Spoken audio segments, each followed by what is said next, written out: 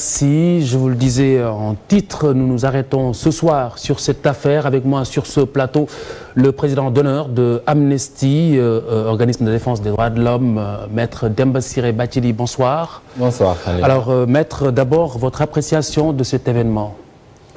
Vous savez, l'appréciation que j'en ai, c'est-à-dire que dans le contexte actuel, c'est quand même, on peut dire, un pas dans la lutte contre l'impunité. Mais il ne faudrait pas que la passion l'emporte sur la sérénité qui doit entourer l'action de la justice. C'est-à-dire qu'il ne faudrait pas faire la justice à la place des acteurs. Et il faudrait, dans des affaires de cette nature, savoir raison garder et avoir la patience d'attendre le dénouement normal. Puisqu'à l'heure actuelle, il n'y a pas encore de culpabilité avérée. Oui, oui, cela est extrêmement important dans le cadre des procédures parce que très souvent, quand une personne fait l'interpellation, l'objet d'une interpellation suivie d'une audition, on a tendance à penser que c'est déjà la culpabilité. Or, le chemin qui peut mener à la culpabilité est très long, surtout lorsque nous sommes en matière criminelle. Et je pense que ce qui est extrêmement important, il faut que les gens aient, si vous voulez, le bon prisme d'analyse pour leur permettre de se faire une idée. C'est-à-dire qu'il faut savoir se départir de ses sentiments personnels, il faut savoir se départir de ses opinions ou de ses sensibilités et savoir analyser les choses de manière objective.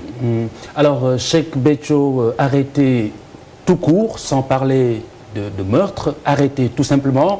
Alors, ceci n'est-il pas en train de clore un certain épisode d'une ère des intouchables au Sénégal ?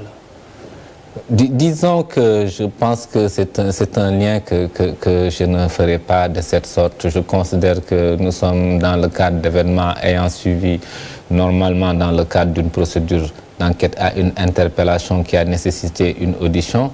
Mais le problème du Sénégal est beaucoup plus vaste. Le problème du Sénégal, c'est que nous avons hérité, suite à 12 ans de régime dirigé par le président Abdoulaye Wade, à une question récurrente qu'on a appelée la question de l'impunité.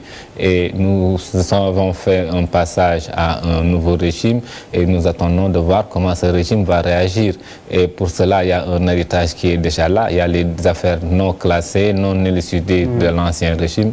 Je pense que c'est déjà un premier test qu'on pourra avoir avec le régime dirigé par le président Macky Sall. Mais également, le président Macky Sall a fait un engagement fort pour dire qu'en tout cas, il ne protégera personne. Et à partir de ce moment, nous pensons que c'est une volonté politique qu'il a les moyens de traduire dans les faits. Mais nous attendons également de voir. Nous allons voir quel sera réellement le programme de son justement, gouvernement. par rapport à cet engagement de Macky Sall, dans quelle mesure éviter ce qu'on pourrait appeler un effet de zèle, justement, par rapport à cet engagement? Oui, d'autant plus que son avocat, nous l'avons entendu, parle de cabale. Écoutez, moi je crois que ce qui semble extrêmement important, c'est qu'il y a les acteurs de la justice, il y a les personnes qui ont la mission de conduire, si vous voulez, les affaires judiciaires. C'est des personnes compétentes, professionnelles et qui disent non, sans parti pris, il faut les laisser travailler en toute sérénité. Maintenant, cela dit, je pense que, comme je dis, c'est très difficile dans un contexte comme le Sénégal d'expliquer aux gens ce que signifie, par exemple, une notion comme la présomption d'innocence qui veut qu'on ne puisse pas aller très loin quand des procédures sont en cours et qui également, c'est très difficile souvent d'expliquer aux simples citoyens la complexité des procédures judiciaires. Et le fossé qui sépare la simple interpellation à la déclaration de culpabilité qui ne peut avoir lieu que devant une juridiction. Je pense qu'il est important de s'arrêter sur cet aspect. Effectivement, au Sénégal, dès que vous êtes menotté et arrêté, vous êtes coupable. Difficile en tout cas de s'en laver. Vous savez que ce n'était pas un monopole du Sénégal. En France, on a eu cela. C'est pour ça qu'à un moment donné, ils ont laissé de côté le terme inculpation pour passer à la mise en examen. Il faut savoir que l'accusation n'est pas la culpabilité. Et je pense que donc de là, on a le devoir d'observer une certaine réserve. Maintenant, pour revenir sur un autre aspect que vous avez abordé, je pense qu'il est extrêmement important également que par rapport à notre pays, qu'on sache quel programme on nous propose chose sur le plan de la justice. Vous savez que les rapports entre le pouvoir judiciaire et le pouvoir exécutif d'un point de vue politique sont des rapports complexes et tous les gouvernants sont tentés parfois de s'appuyer sur la justice pour asseoir un pouvoir, pour asseoir, si vous voulez, une suprématie, pour réduire au silence parfois des adversaires. Et c'est là également où nous attendons grandement la traduction dans la pratique de l'engagement du président de la République qui, je le dis, peut et a les moyens de faire une grande œuvre pour le Sénégal. Maintenant, l'histoire répondra s'il va y arriver. Alors, Maître Demba Ciré Bathily, pour l'heure donc, il est présumé commanditaire de meurtre, d'un double meurtre, avec acte de barbarie, pour parler justement des corps enterrés en catimini. Alors aujourd'hui, quel poids ce qu'on peut appeler le lobby religieux au Sénégal peut-il avoir face à des pièces à conviction assez bavardes? Moi, en fait, en réalité, Khalifa, moi, j'aimerais bien quand même dans les formulations, parce que quand vous dites qu'il est présumé commanditaire, je pense que c'est déjà aller très loin en besogne. Je crois qu'il faut distinguer deux choses. Une procédure en cours confiée à des enquêteurs qui seuls sont dans le secret de leur dossier, et les commentaires qu'on peut en faire, que ce soit de la presse ou du simple citoyen. Moi, je ne m'aventurerai jamais à dire que à franchir ce pas, ou etc. La seule chose qui est certaine, d'abord, le Khalif, excusez-moi, le cheikh lui-même a eu à dire, à demander à ses partisans de garder la sérénité. Et je crois que la plupart des chefs religieux ont fait appel à une certaine sérénité. Personne n'a la volonté d'entraver l'œuvre de la justice. Je pense qu'il faut qu'on dépassionne les choses, qu'on invite au calme et à la paix, et qu'on regarde les choses se faire. Nous avons entendu le procureur de Thiès se prononcer là-dessus, justement en donnant ces éléments, en parlant de ce véhicule 4x4 qui a été lavé pour dissimuler des traces de sang.